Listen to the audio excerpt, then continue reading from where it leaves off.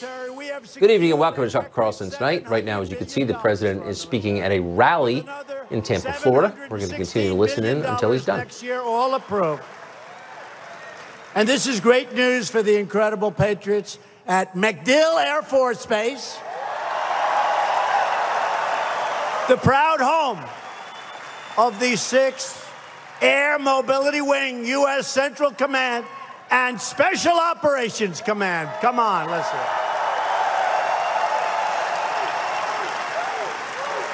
We're adding nearly 30,000 new soldiers, sailors, airmen, Marines, and we have secured the largest pay raise for our great warriors in a decade.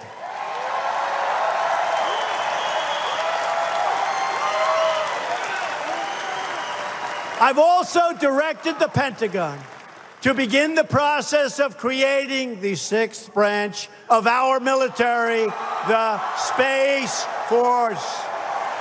Building the Space Force. And we're doing well in North Korea, although I happen to think that we're doing so well with China that China maybe is getting in our way, but we're going to figure that one out before you can even think about it. But we're doing well in North Korea. We have our, as you know, we have our hostages back. There's been no nuclear testing. There's been no missiles or rockets flying beautifully over Japan. I think our relationship is very good with Chairman Kim, and we'll all see how it all works out, but there's nothing like talking, and we'll see how it is. You remember when I first took office? It really looked like big trouble. And the past administration, they thought that was by far their biggest problem. So I think it's going to work out very well. But a lot of good things are happening. No tests, no rockets flying, but we'll see what happens.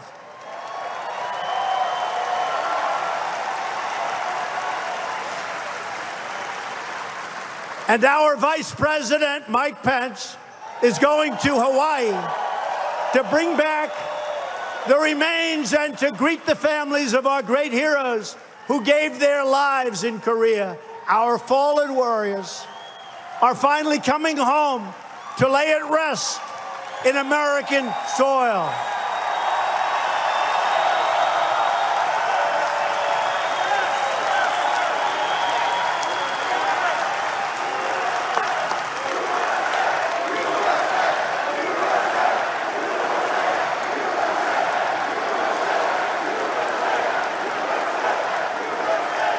I also withdrew the United States from the horrible one-sided $150 billion was paid.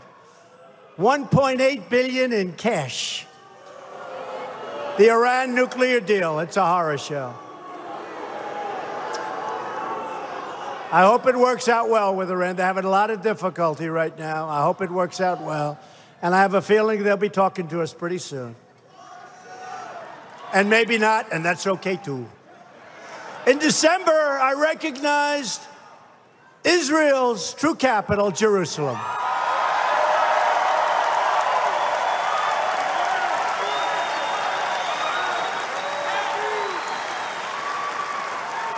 And in about 5 months, we opened already the American embassy in Jerusalem. And people had that scheduled for anywhere from 5 to 10 years, and you all know the story. We took an existing building, we played around with it, we renovated it, we fixed it up. We used Jerusalem stone, one of the finest stones actually in the world, Jerusalem stone. So instead of spending $1 billion, and the papers were right in front of me, sir, would you please prove this? What is it? This is for the embassy in Israel. American, sir. I said, how much? $1 billion, sir. $1 billion.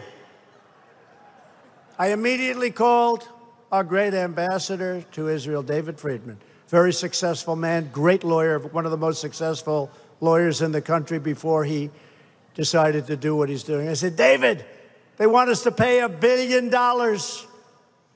for the embassy. I don't want to pay $1 billion. I said, study it. Do you have any buildings that we own? We own so much, we don't even know what the hell we own. Find some building in a great location. Called me back 2 days later. He said, Mr. President, sir, we own the best site in Jerusalem. It's big, it's beautiful, and it's got a building on it. I can take that building and renovate it.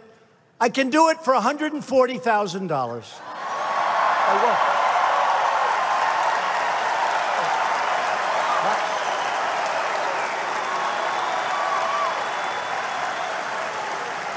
I said, David, how good is the site? We could never buy a better site. They were willing to spend tens of millions for a site. They wanted to buy a site which was so bad, it was totally inferior to what we already had. Don't forget, we get there first, right? You know, we have good sites. And I said, David, do me a favor. Don't make it $140,000. Sounds too cheap. Make it like $400,000. That's okay too, David. So we saved almost $1 billion. Oh, I could tell you these stories all day long. Airplane purchases. I could tell you all day.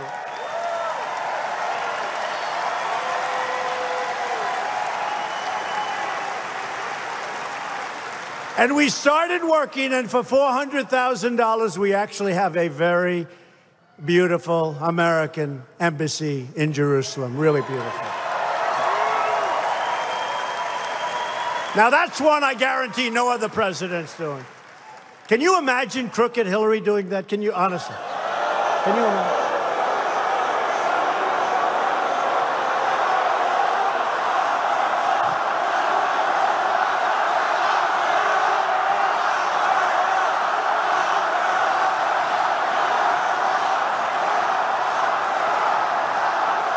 In all fairness to her, could you imagine anybody else doing that? Nobody else. Nobody else is going to do that. And I could tell you stories about what we've saved with purchases of military equipment. General Mattis would be glad to tell you, but he can't believe it. And some of the generals have said they've never seen anything like it in the world. They've never seen, because I want that $700 billion properly spent. If we can buy twice the number of aircraft or have a lot of money left over, that's what we want. Instead of apologizing for America, we're standing up for America. We're standing up for the heroes who protect America. And yes, we are proudly standing up for our great national anthem.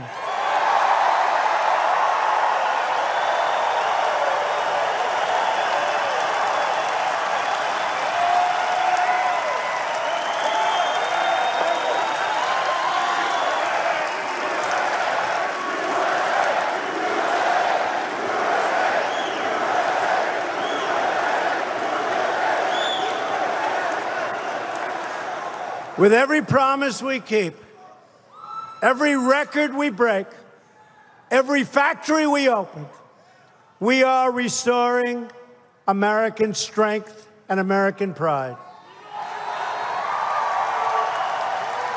But to continue this incredible momentum, this incredible movement, and that's what we have. We have a movement. This may be, in fact, it probably is, the greatest movement in the history of our country. Even they will say that. Even they will say that. But to keep it going, we need to elect more Republicans. We need more votes. And we need to elect Ron DeSantis as your governor. Got to do it. And I'm telling you, I know him well. He's a great, great guy. He's going to be an incredible governor. I have no doubt. I have no doubt. I don't do these endorsements easily. I don't need to be here, but I happen to love this state, so it's one of those things. But I don't do them easily. Although it seems to have an impact. The other day, we endorsed a great gentleman from Georgia. He was probably 5 points down. He won the election by 40 points. He got 70% of the vote. to 30. Think of that. Great guy. And many others. I mean, we could go over one after another after another. They're actually starting to give us credit for this. I don't think there's ever been anything like it. That's why I had to be here to formally, you know, I've been endorsing Ron. I've been saying great things, but I wanted to be here to formally endorse Ron. You got to get out and vote.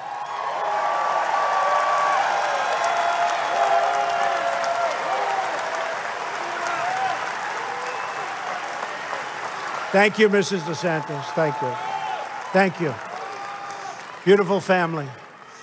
Get your friends, get your colleagues, get your neighbors, and get out and vote in November. You got to do it because, remember, we're going to win this primary, but don't take any chances. Nice lead. Nice lead. Don't take any chances. And then give yourself 10, 15 minutes of happiness, and then go back to work for November. Because we have to remember, they're putting up, I know some of the candidates, these are people that don't care about stopping crime. These are people that don't care about people pouring into our country when they shouldn't be here. They don't care about stopping drugs from poisoning our youth and pouring over the border. They don't care. Your future governor cares, and your current governor cares. Rick Scott.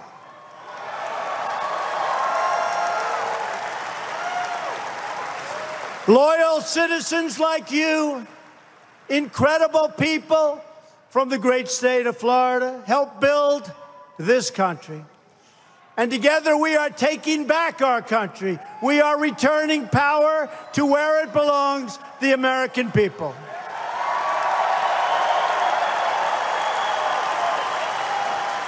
This state was settled by pioneers and visionaries who explored the marshes and raised up cities right on the sea. This state was built by red-blooded American patriots who opened the first naval air station at Pensacola and launched the first brave American soaring into the heavens. We stand on the shoulders of generations of proud Americans who knew how to work, knew how to fight, and knew how to win.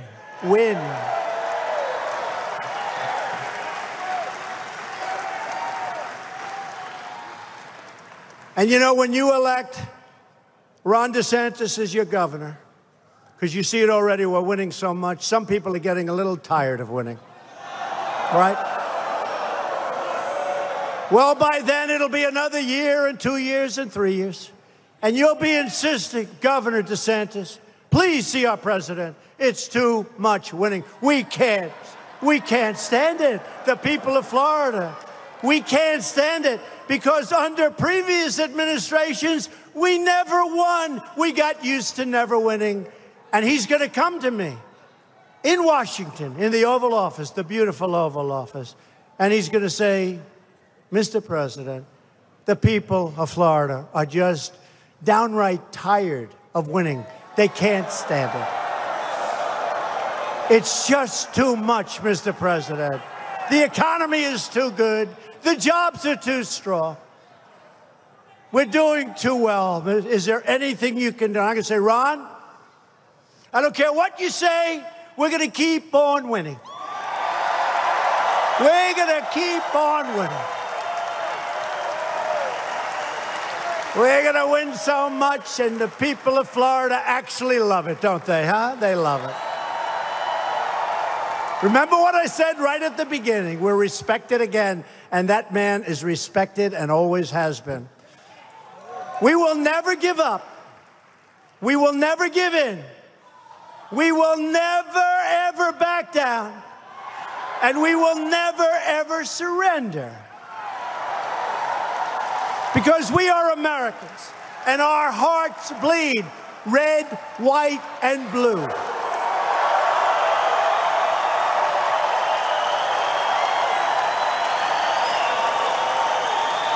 We are one people. We are one family. And we are one glorious nation under God. And together we will make America wealthy again. We will make America strong again. We will make America safe again.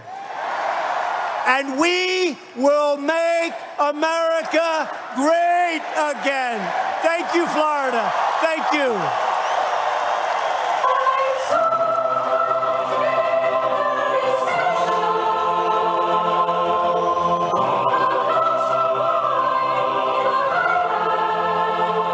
The president speaking to a rally in Tampa, Florida for over an hour. During the rally, the president weighed in on many different topics, from the United States military to the governor's race in the state of Florida. He weighed in on the Republican primary, backing Ron DeSantis pretty assertively. And he had this to say about the border, the U.S.-Mexico border. Watch. And we're going to have tremendous border security that will include the wall. That will include the wall. Now, a lot of people don't know it, but we've already started the wall. We got $1.6 billion, and we've started large portions of the wall. But we're going to need, even the way we negotiate, we're going to need more, and we're going to get more. And we may have to do some pretty drastic things, but we're going to get it.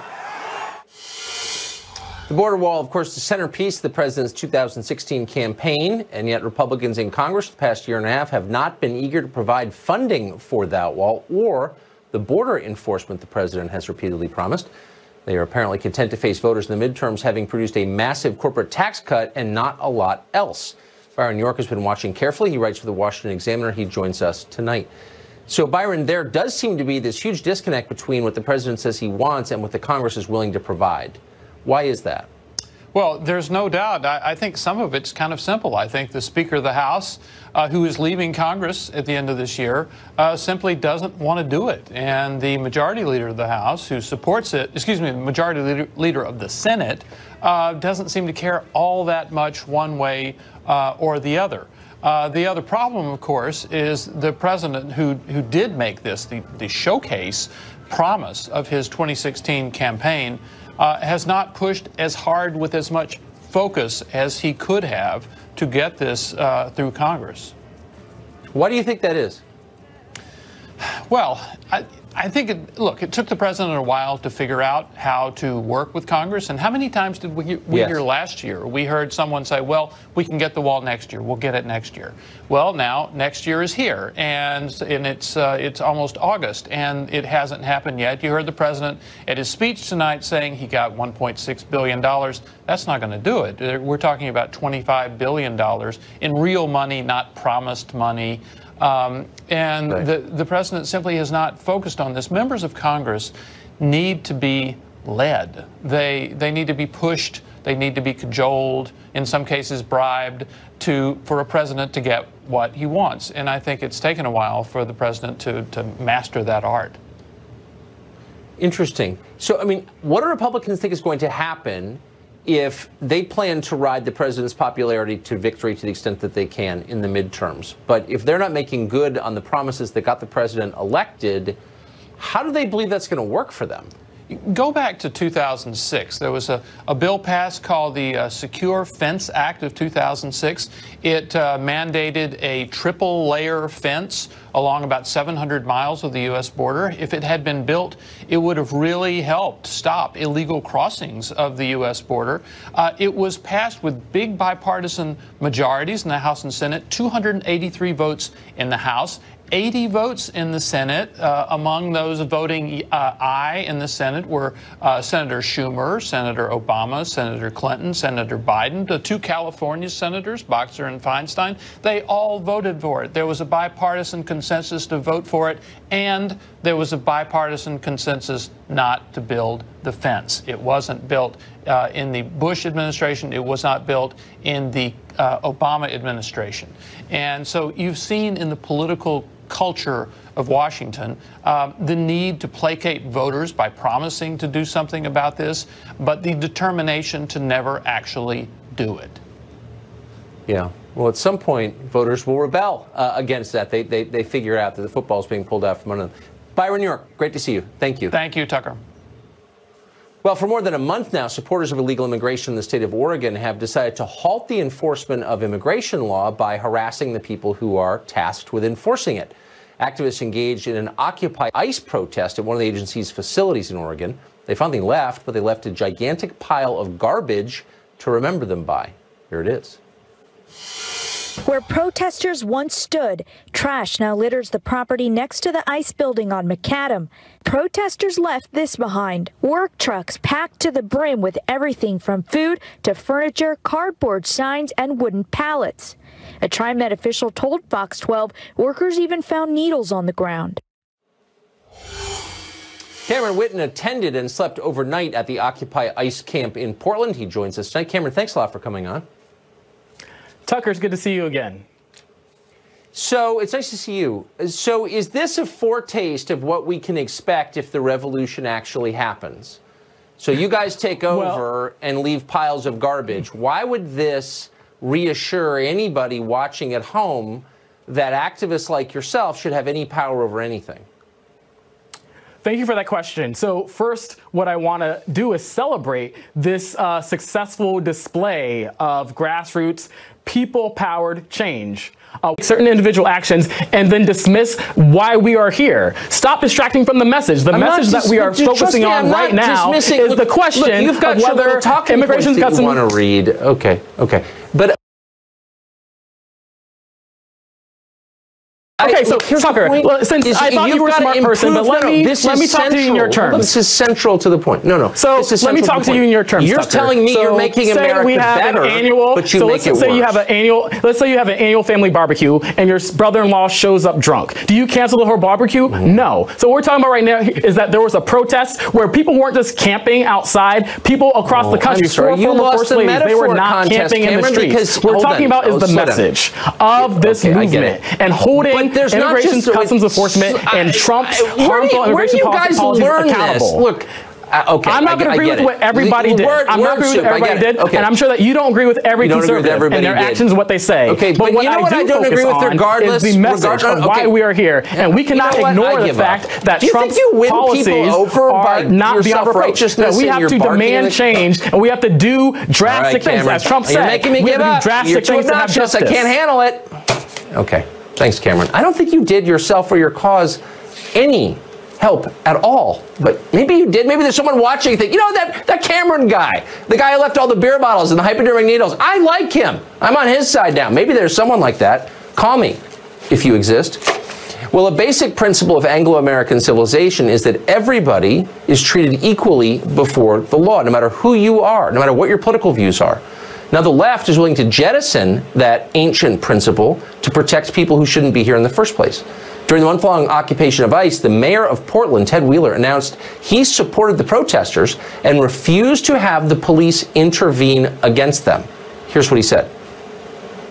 I stand with those who are opposed to the forced separation of children from their parents. I've consistently stated that I do not want the Portland Police Bureau engaged in securing federal property that houses a federal agency with its own federal police force. So here's the nub of it. Here's the detail that makes you worried that maybe we're moving towards some kind of civil conflict. Maybe things really are coming apart.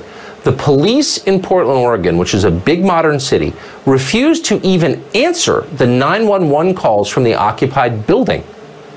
That means this local police refused to protect American citizens because they didn't agree with their politics. Now the National ICE Council has sent a cease and desist letter demanding that their right to protection, which is afforded to all Americans, be preserved.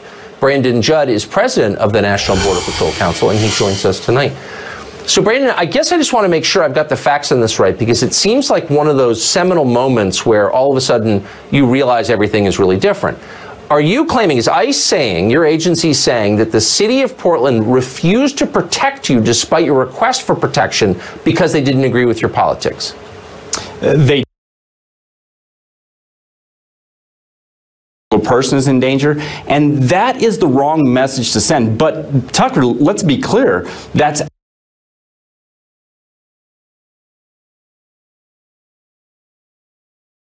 actually going to play in the favor of the conservatives, because this is the kind of crazy talk that rallies the has the right to enforce all of the laws, including the laws of the city. There's supposed to be a separation between law enforcement agencies, and in this case, it was the Portland Police Department had the responsibility to enforce those laws that were being infringed upon. It wasn't the responsibility of ICE to enforce those laws. It was the mayor's responsibility, and he failed to do it. The bottom line is, when an American citizen calls a law enforcement agency for help because he feels he's in danger, that agency has a moral and legal responsibility to come to his aid. And they didn't because they don't agree with you. And that's the beginning of the end if we allow that kind of, they should, I mean, that's totally outrageous. And just for the third time, to be totally clear, that's what happened. That's today's politics, and that's what we have to get beyond. And that's, again, it makes me happy when things like this happen, because Americans, the vast majority of Americans, disagree with these types of policies, and then we can get people that care elected. It's unbelievable. Brandon, thank you very much for that. I appreciate it. Thank you, Tucker. Paul Manafort didn't kill anybody. He didn't deal drugs. He's not even accused of colluding with Russia. He is rotting in solitary confinement like a serial killer and facing 300 years in prison. Why is that? We'll tell you next. Jurors were selected today for Paul Manafort's criminal trial in the Eastern District of Virginia. Manafort is in deep trouble. And though he has not been convicted of anything, he's already being punished severely. A large group of FBI agents, all of them armed, stormed into his home earlier this year, apparently surprising his wife in the shower, terrifying his family. They could have made a simple call to his lawyer, but they didn't. Manafort then had his bail revoked in an unusual penalty, that is, for a 68-year-old man with no criminal convictions. He has been held in solitary confinement pretty much ever since for 23 hours a day. For the crimes he's accused of in the state of Virginia, Manafort now faces 305 years in prison. That's several life sentences. So what exactly is Paul Manafort accused of doing? If you guess murder, guess again. Most murderers don't get treated like that by the government. The average violent felon in this country receives just 6.5 years behind bars. No, Paul Manafort is accused of something far worse than murder: tax evasion and violating banking regulations. The government isn't even suggesting that Manafort stole money from a bank. They're saying he was dishonest on loan applications. For that, solitary confinement and 305 years in prison. Well, if you're confused, maybe this will clear up the story for you. The prosecutor leading the case against Paul Manafort is named Andrew Weissman. He's an enthusiastic Democratic partisan. He was a guest at Hillary Clinton's election night party in New York. Now he's trying to send Donald Trump's campaign manager to prison for life on a tax charge. For perspective on that, the average sentence for tax fraud in this country is 1 year and 3 months. It can be much longer, though, if you have the wrong politics, apparently. Alan Dershowitz is a retired Harvard Law School professor, the author of the case against impeaching Trump. He joins us tonight. Professor, I'm going to make the obvious disclaimer. I don't know Paul Manafort. I'm certainly not going to vouch for his ethics. But looking at this pretty carefully, this is a case about tax evasion and bank fraud. And he's getting a sentence, or he's threatened with a sentence, that is so disproportionate compared to the average that it makes you wonder, like, what is going on here? Well, it's very simple. His crime is being associated with Donald Trump. And don't listen to me on this. Listen to Judge Ellis, the judge who's presiding over the case. The judge ruled and said they're not interested in Manafort. Mueller is not interested in Manafort.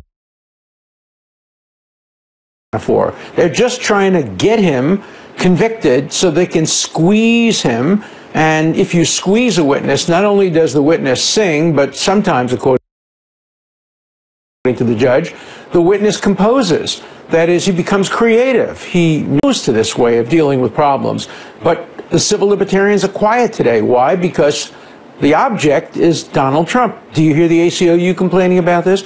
Do you hear the National Association of Criminal Defense Lawyers complaining about this? Do you hear other Democrat civil libertarians complaining about this? No. We've always complained about this tactic when it's used against other people. But now you have some zealots standing in front of the courthouse with signs saying, "Lock him up, lock him up." You know, I was objecting when they had signs saying, "Lock her up," relating to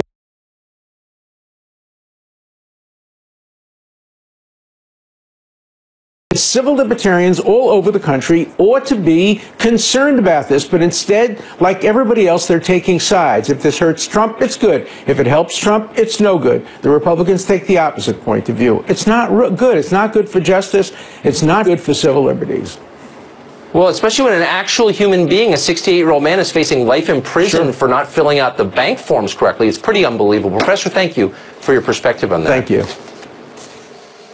Heroin is killing Americans by the tens of thousands, and yet at the very moment when our drug crisis is flaming completely out of control, Congress has decided to reduce the penalties for heroin smuggling, huge quantities of heroin smuggling. Why are they doing that? Our special series Drugged continues after the break.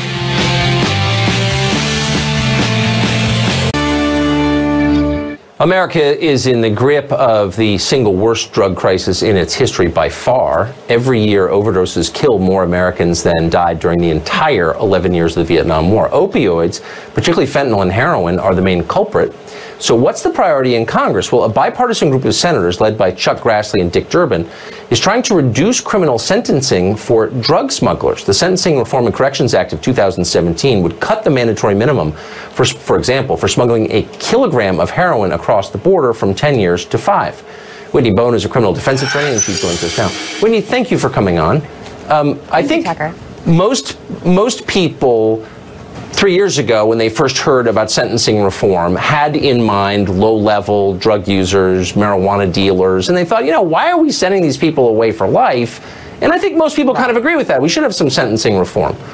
But why in the middle of the worst drug crisis in American history, fueled by opioids, would you be reducing the sentence for a massive heroin trafficker? A kilo of heroin contains over 30,000 equivalent lethal doses of heroin. So why would you reduce the penalty for that? The reason we reduce the penalty is not because we're going to reduce the penalty for every single drug trafficker, or as you've pointed out, drug smugglers who are bringing drugs across the border. What we're talking about here is due process. We're talking about constitutional rights of defendants to be sentenced in a way that's not a one-size-fits-all. And the bottom line is these judges that are serving on the United States Sentencing Commission and that are advising the Senate Committee on the Judiciary have compiled a lot of information that shows, you know what, there's no nexus between this draconian minimum mandatory sentencing, which is one size fits all, and every single drug trafficking defendant. Not every drug trafficking defendant is someone smuggling heroin across the border. A lot of times people are charged with possession with intent to distribute or conspiracy with possession with intent to distribute, and they are essentially low-level dealers. I understand that.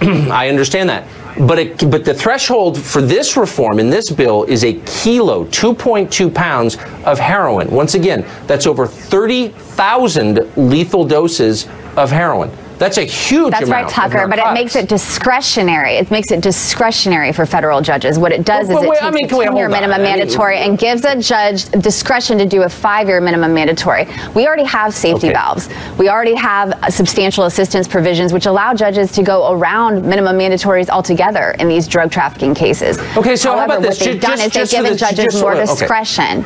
Oh, all right. Okay, no, I understand, but you're not really answering my question, so why don't I pose it this way? Why don't you paint for me a scenario where someone caught with a kilo of heroin should get less than 10 years in prison?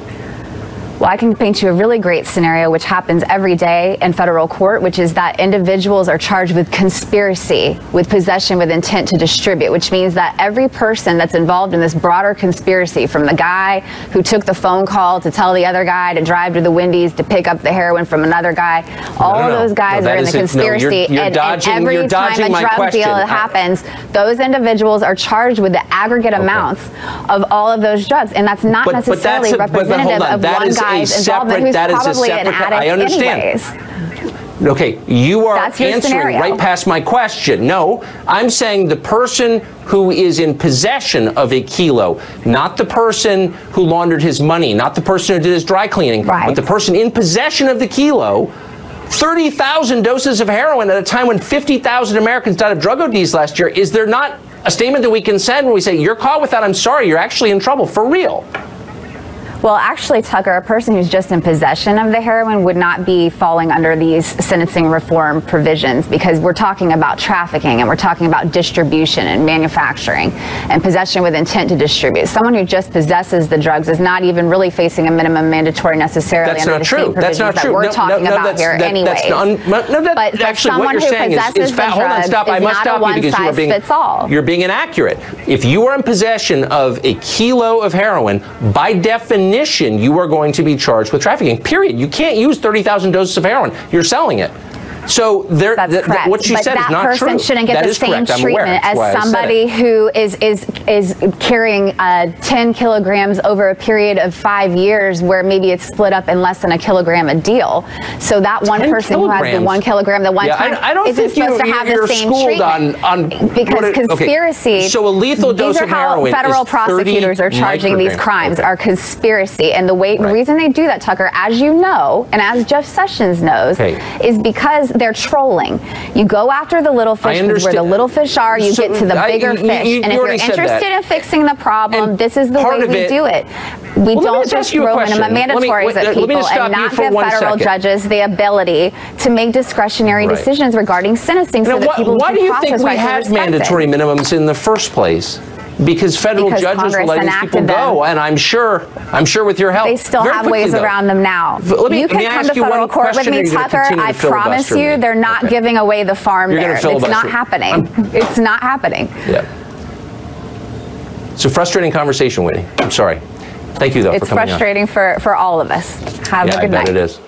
Twitter working to silence unwanted opinions, and most of the former civil libertarians on the left remain silent. Glenn Greenwald is a rare exception to that, and he joins us next. Stay tuned. Well, the tech giant Twitter has been caught hiding the opinions of users whose opinions it doesn't agree with. There used to be a lot of civil libertarians on the left. 10 years ago, they might have made noise about this. Now, very few have said anything. Some have even raced to defend Twitter. But some, very few, remember what their movement believed prior to about 2 years ago and have been blasting Twitter for its attacks on open discourse. One of those principled liberals is Intercept co-founder Glenn Greenwald, and he joins us tonight. So, Glenn, thanks a lot for coming on. This seems like a pretty clear example of squelching political speech that you don't agree with. Am I misreading it? I'm not sure I would completely agree with that characterization. I, for example, don't think Silicon Valley billionaires are crusading leftists. They're probably really comfortable with the establishment wing of the Democratic Party and the Republican Party. I doubt they're receptive to, say, the kind of left-wing insurgency of like Bernie Sanders and Ocasio-Cortez. And they're not very comfortable with the kind of pro-Trump wing of on the right either. So I think then the question becomes, we generally don't trust governments to make decisions about the kinds of opinions that ought to be aired, or what things are false and what things are true. Why would we possibly trust Silicon Valley executives who have even less accountability and less transparency, no democratic accountability, in fact, to make those decisions on these platforms that have, for better or worse, become our public squares? I think it's incredibly dangerous. And if we think that it's only going to be used in ways that we like, just look at the history of censorship. That's never how it works. Especially when some of these companies, Google specifically, have been, in effect, granted an exemption from anti-monopoly laws. They have a monopoly in a bunch of different areas, and the government's okay with that because they're taking a lot of money from their lobbyists. So that gives the rest of us, I think, a right to weigh in on it. I mean, if all human information flows through Google, don't we have a right to believe that it's not being censored? Right. I mean, I think that's the critical point, right? So for conservatives in general, there's this dogma that says that government has no business telling private companies what they can and can't do, what ideas they have to associate themselves with. We just had a big debate over, for example, whether a bakery can be forced to make a cake in commemoration of a ceremony that the owners of that business find personally offensive for religious reasons. But the only exception to that, I think, on sort of by consensus, is when a company becomes more than just a company. They have monopolistic power. And in the case of companies like Google and Facebook, Mark Zuckerberg said a few years ago, we're basically like a government. We make our own laws that govern our community. 2 billion people use Facebook. And when you look at what these companies control, it's not just widgets, right? It's data about us and the flow of news and information and debate. To vest companies with this kind of power that's essentially limitless, with limitless control to do whatever they want, to do it in secret, to have secret algorithms that control what we see and what we don't see, is a serious menace to our democracy. And I think whether you're a free market conservative or kind of a leftist or a liberal, nobody should like companies like this having monopolistic power greater than the governments of nation states, which is what they have. Exactly, especially if you have non-conventional opinions. And you do and I do, not on the same side, but I think anybody who thinks for himself ought to be threatened by this. Glenn Greenwald, thank you very much. Great to see you. Good to be with you, Tucker. Thanks. We'll be right back.